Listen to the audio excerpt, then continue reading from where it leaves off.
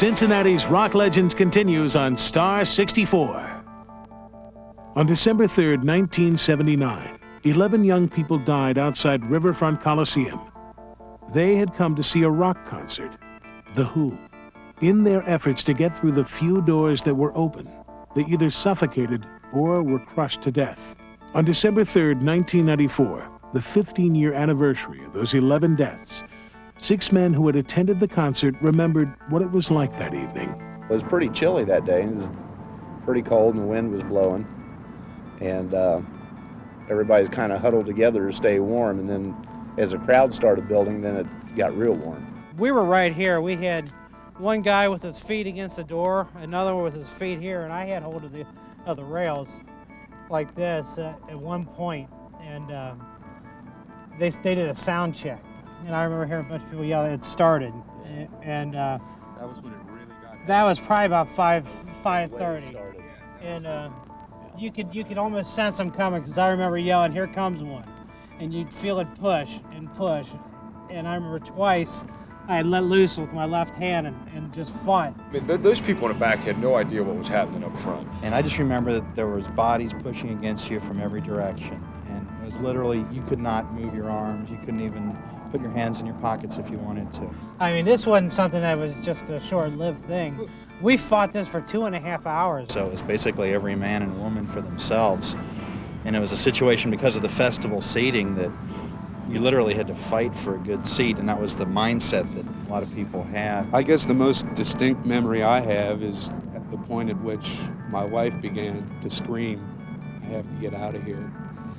I think that the problem, aside from the mass of people, was the lack of oxygen. The heat's been mentioned, but that's what I remember. It was so difficult to get your breath in there. And you could see people just smashed against the windows.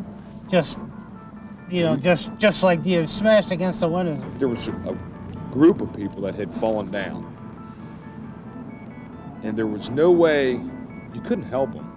I mean, you had everything you could do to keep your own feet, and you got shoved into I got shoved into this crowd, and the whole time people, they're pinching you because you're standing on them. There was no way you could, you couldn't do anything about it. You couldn't bend over. If you went down, that was the whole thing. When I got in the middle of it, I thought, man, if you go down, this is it. They pulled back, they swung the door open, and you just shot through just like a cannon. I mean, I took one step and was probably 50 feet in the door. It looked like a tornado had hit. There was jackets, coats, shoes, hats spewed everywhere. And we went through the door. When I got into the Coliseum, there was a girl that was laying up against the far wall by the concession stand there, and nobody stopped to help her. They just going on through, and I remember going I up was to a going to paramedic go with that girl right there. right on past too. Just figure, well, it was another person that maybe imbibed a little too much. Wasn't the case. Knelt down and tried to feel the pulse, and I don't know. My heart was pounding so hard at the time, I don't actually know if I picked anything up. Picked her up, and she was very lame. Her head went over in a very awkward position, and that's when I got scared and put her back down and grabbed a crew of guys that pulled them over to help take her down to the health tent. And at first, they just wanted to get a seat like everyone else, but then they were good guys. They helped take her down to the health tent. I held her head, and we ran through the crowd and yelling, "Make a hole, get out of the way, coming through." I tell you, it was one of the longest runs I think I've made. It was on the other side of the Coliseum. When we finally got there, just started kicking and hitting the door. And finally, the nurse came and she opened the door, and I grabbed her arm and started shouting at her, "I got this girl, she's unconscious, and you got to do something." And she looked right at me. You could tell that she'd been crying, and her face was just red and tense, and she just looked at me and said, "Put her on the floor with the other bodies." I was lying on my couch at home with a case of the flu. and I got a call from my boss, Bo Wood, Frank Wood at WEBN. He was in the Beehive Club, and he said, people have died outside the Who concert. My flu instantly went away. I drove down to the station immediately, which actually I'd only lived a couple of blocks. We were still in Hyde Park. Called up my partner, Rick Bird. He went directly from his home down to the concert, and I stayed and went on the air immediately with whatever news we could piece together. I remember coming out after the concert, and they had every news station in town was over there on the crossway, coming from the stadium over to here.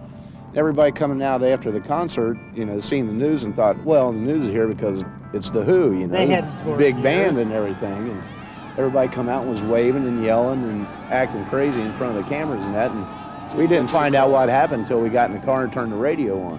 Once we got the information out that, yes, that many people had died, it all of a sudden crossed our minds that there were a lot of people at home who had friends at the concert who wondered if they were among those who died.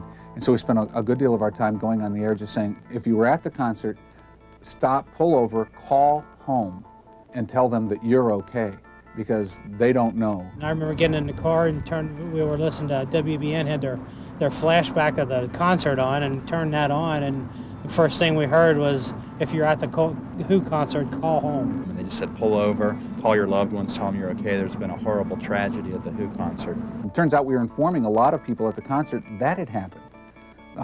Almost every person I know who went to that show did not know that it had happened. The eerie silence that fell over the car when you heard what happened, because you went from complete happiness just amazement and shock. It's an awful thing for people to go and just have a good time, which is what rock and roll is really about, and ending in such a tragic way. We didn't find out until after the show. We didn't sense it.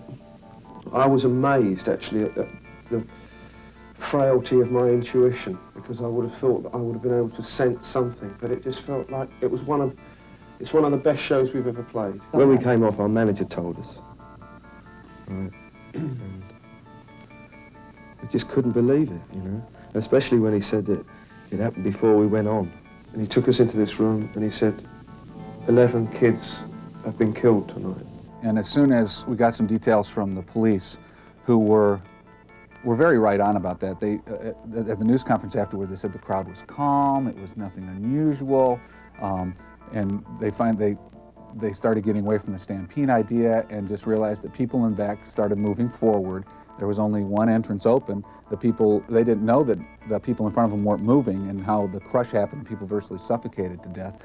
Once they started getting that information out, people started calling us. We wanted to get the word out that it wasn't crazed rock and roll fans who were stampeding in some kind of drug-crazed rock lust, and it was some strange set of circumstances that led up to this. Because I think the thing at the moment that we have to consider is that somebody has got to try and prevent this kind of thing happening again.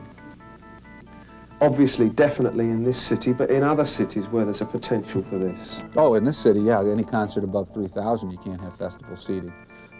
But it's the fact that in other cities, it hasn't changed very much. I wouldn't dare, God help me, if I tried to blame anybody. I can imagine that the people that run the arenas and that the mayor of this city and a lot of the kids that were at the concert feel as badly as we do about it. It was a horrible, horrible day for rock and roll. Cincinnati's rock legends will continue on Star 64.